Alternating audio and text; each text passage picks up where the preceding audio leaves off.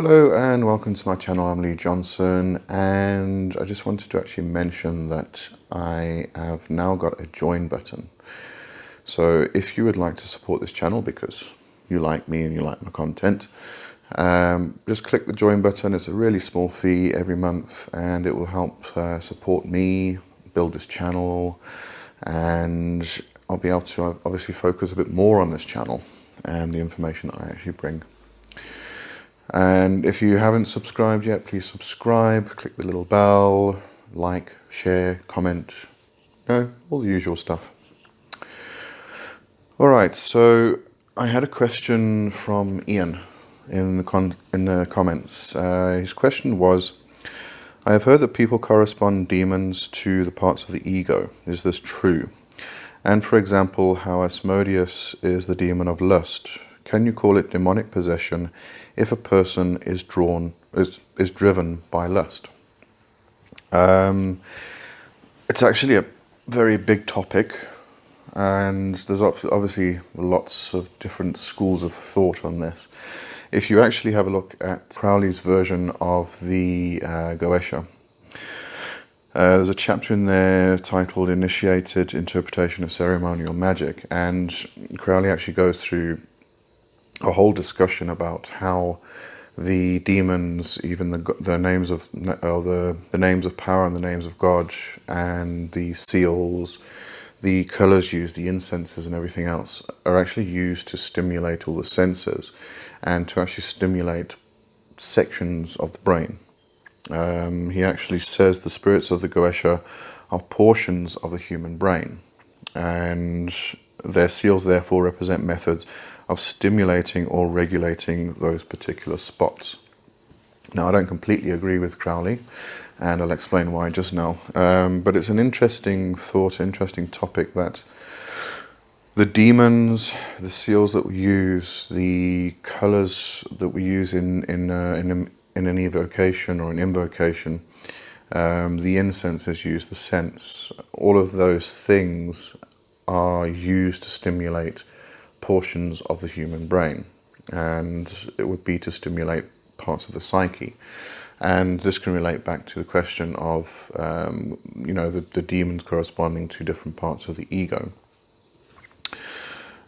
But what Crowley was trying to say was that using the seals and the scents and all the five senses within a ritual will stimulate parts of the brain, and these parts will then bring out certain aspects of ourselves which correlate to the aspects of the demons we're actually evoking, invoking, etc.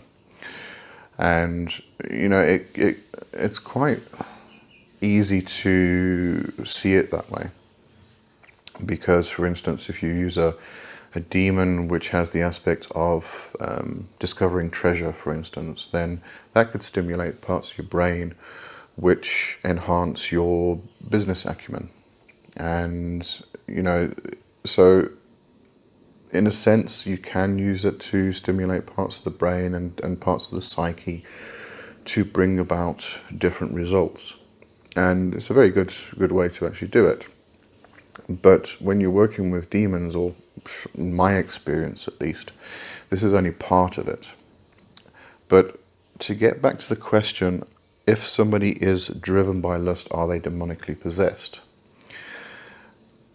It depends on the case.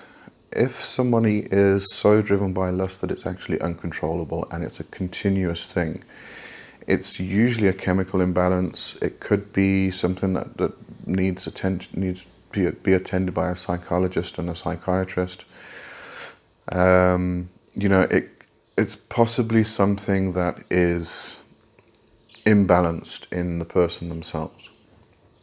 And in years gone by, in the old days, if anybody was afflicted by anything really, whether it was disease, whether it was a psychological problem, it would be equated to demonic possession. But I think nowadays we're a bit more advanced. We've discovered a lot more with psychology and such. But specifically with Asmodeus and being the demon of lust, Just one of his aspects, though, is the demon of lust. But somebody can have an unhealthy imbalance within themselves which drives them to lust. And as I say, it can be a continual thing, something they cannot control, but you can also have a healthy lust. Something that comes up every now and again, and you express it.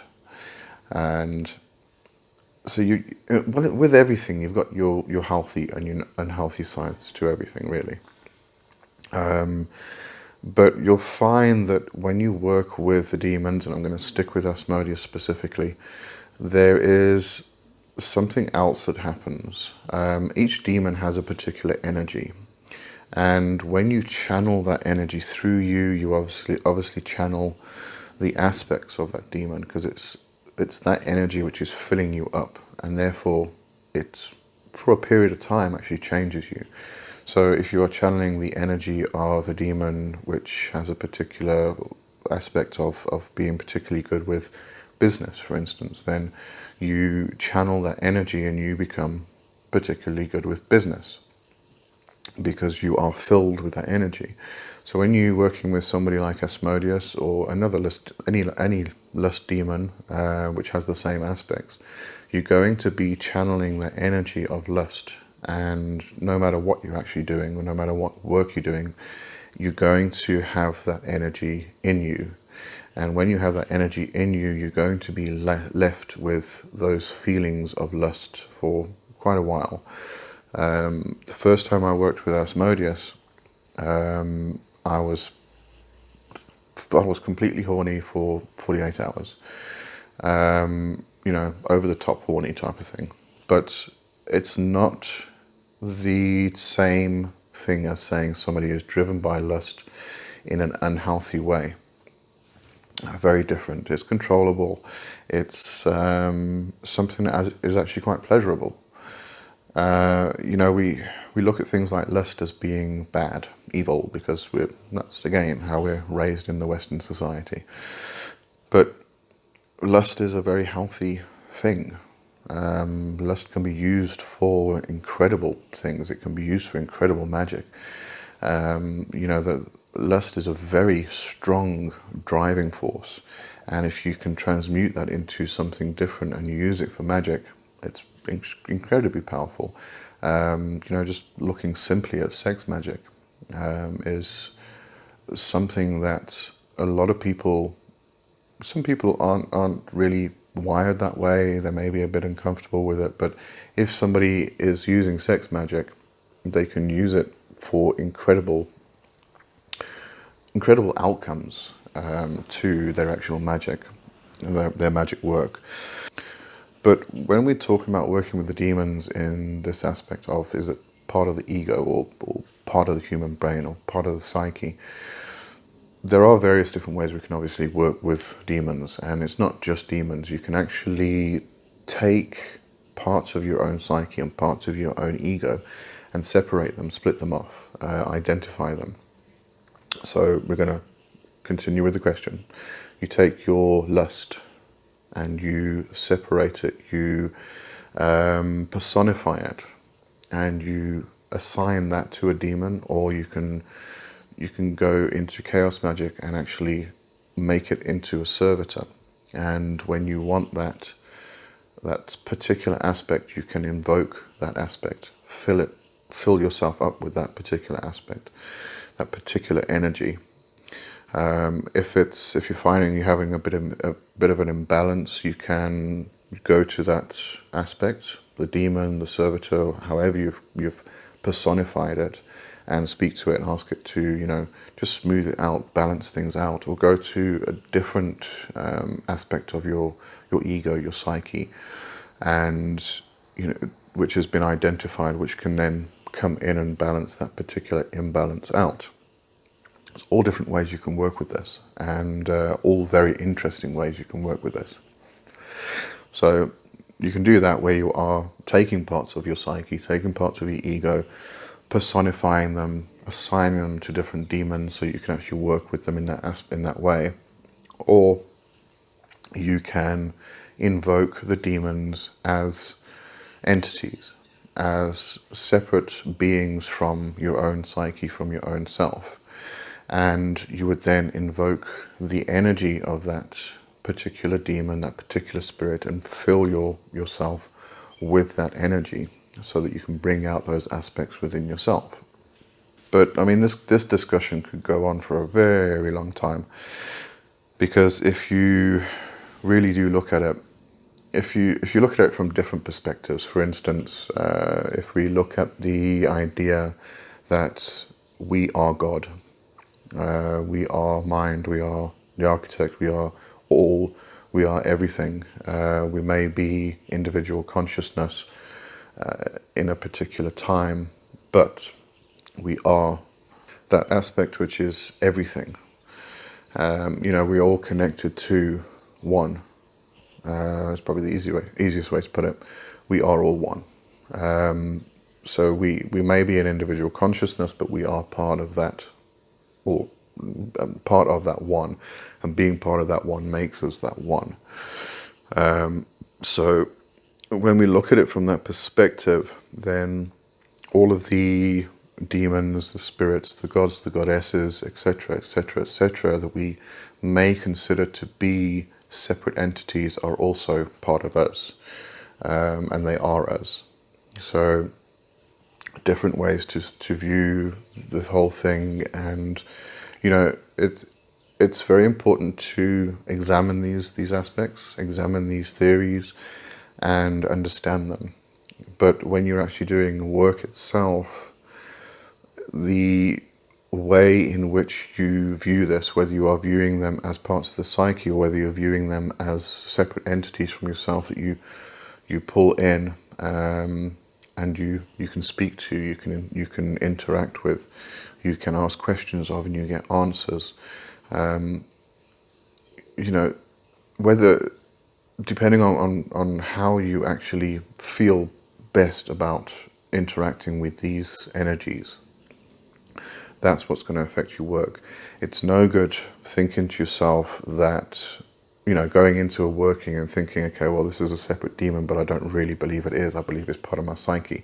But you try and force that aspect, try and force the idea that it's a separate entity, and you're calling it in, but you don't actually believe it. It doesn't fit with your own thinking. It's not going to work. So in a working itself, it's better to work with the ideology that fits you personally. But at the same time, also consider and also think about all of the different aspects, all of the different ideologies that make all of this up. Because, I like to work with the demons as separate entities, as energies that are beyond myself, which I then pull in, fill myself with, and work with for a period of time. And then the energy dissipates and moves on, and I continue in that fashion, instead of identifying those aspects within myself. But I know at the same time that it's all the same thing. It's just that to get to the outcome, that makes it easier for me. It clicks better. Probably the best way to put it. It clicks better with me, and that's why I use that particular fashion, that particular ideology in doing my workings, because that's what works for me. So everybody needs to find out what works for them. But you've got to examine all of those ideologies first before you can actually decide which one is your best fit. And for a long time, I did have a battle.